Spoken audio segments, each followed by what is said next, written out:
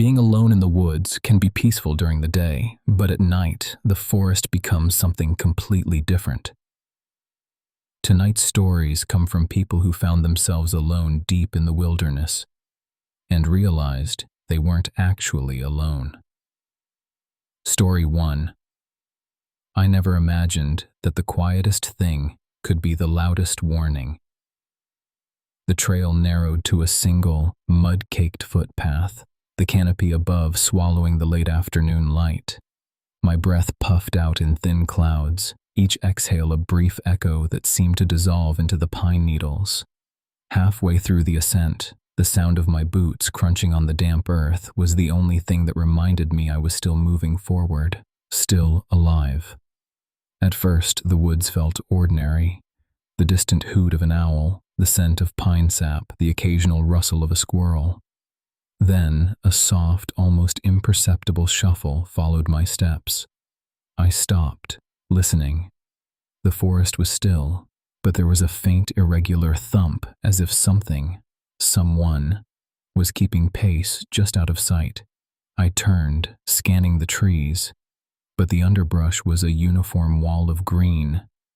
My heart thudded louder than the thumps, and I forced myself onward, the feeling of being watched tightening around my neck like a rope. 2 miles later, the trail opened onto a clearing I hadn't seen on any map. An old fire pit, its stones blackened and cracked, lay at the center. Around it were scattered remnants: a dented tin can, a rusted compass, a tiny cracked porcelain doll with a missing eye. The doll stared at me, its blank stare catching the slanting sun, and for a heartbeat I thought I heard it whisper my name. I crouched to examine the camp, the wind picking up, rattling the branches above. The fire pit's ashes were cold, but a faint, sweet smell of burnt sugar lingered, like someone had roasted marshmallows moments before. My eyes caught a piece of paper half buried in the dirt, a hastily scrawled note, the ink smudged by rain. "Don't look up." My pulse surged. The words felt like a warning from a stranger who had never existed. A sudden crack cracked the silence. A branch snapped far behind me. I swung around, the forest a sea of static.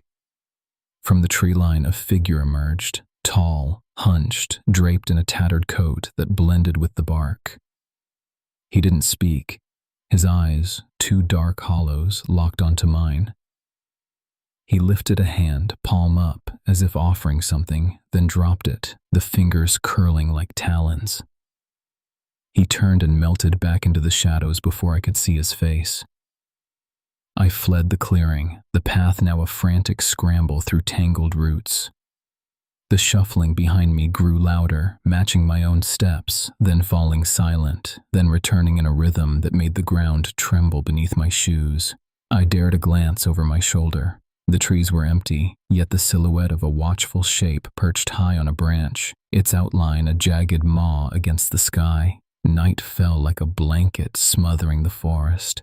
My flashlight sputtered, casting feeble cones of light that barely pierced the darkness. I found a fallen log and pressed myself against it, listening to the night's chorus: crickets, distant wolves, and the unmistakable, slow, deliberate breathing that was not my own. The breathing grew nearer, each inhale a cold gust that brushed my ear. I could feel eyes on me, countless, reflected in the glossy black of the nocturnal canopy. I whispered to the empty woods, "Who's there?" My voice cracked, swallowed by the night.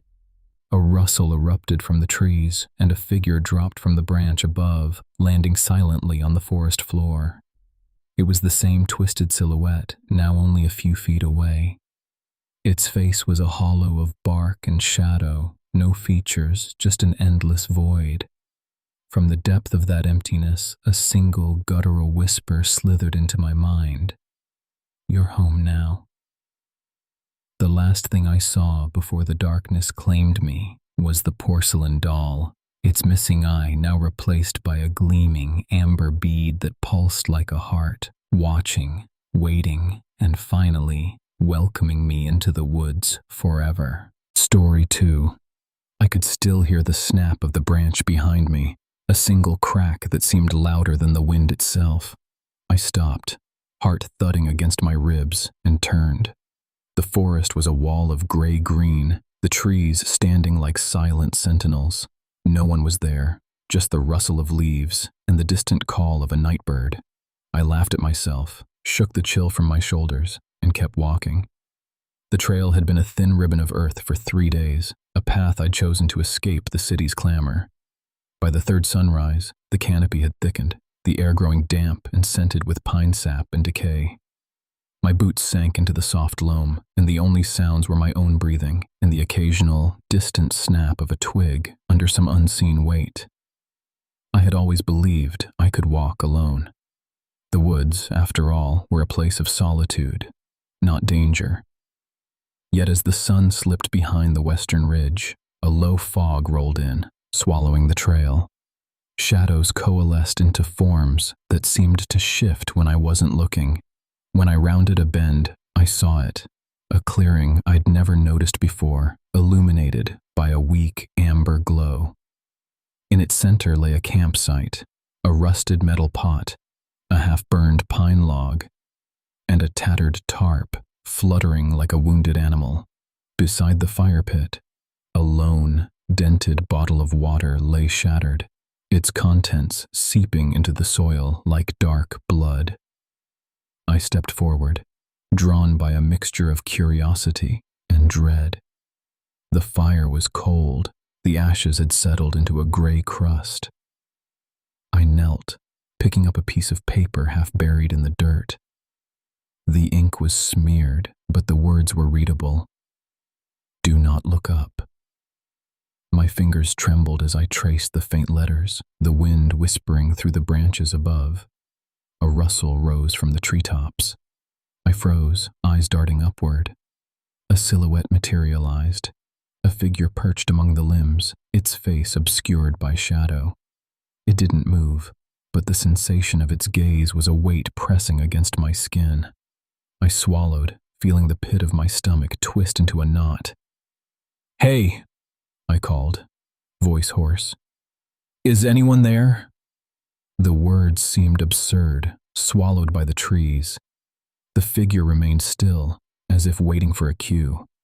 A low, guttural chuckle drifted down from the canopy, a sound not quite human, not quite animal. Instinct surged. I turned and ran, the trail disappearing behind me as the fog thickened. The crunch of my boots was accompanied by a relentless series of snaps, branch after branch, breaking under unseen feet. I could feel something matching my pace, a presence that never quite entered my line of sight, but always lingered just beyond the edge of the clearing. I burst out of the woods onto a dirt road, headlights flashing in the distance. A car slowed, its driver leaning out, eyes wide with concern. "Are you okay?" he asked, voice trembling. I could only stare back at the dark line of trees, the silhouette still perched high above, watching. A chill raced down my spine as I realized the campsite was not abandoned. It had been waiting for me. The driver's flashlight flickered, casting a weak circle on the ground. In its beam, the broken bottle reflected a single, glinting eye, an eye that was not mine, but something that had been watching from the trees long before I ever set foot on the path. The forest seemed to inhale, the fog curling back into its depths, and the night swallowed the road behind me. I never spoke of that night again, but sometimes, when the wind sighs through the pines, I hear the soft rustle of a branch snapping, just once, behind me,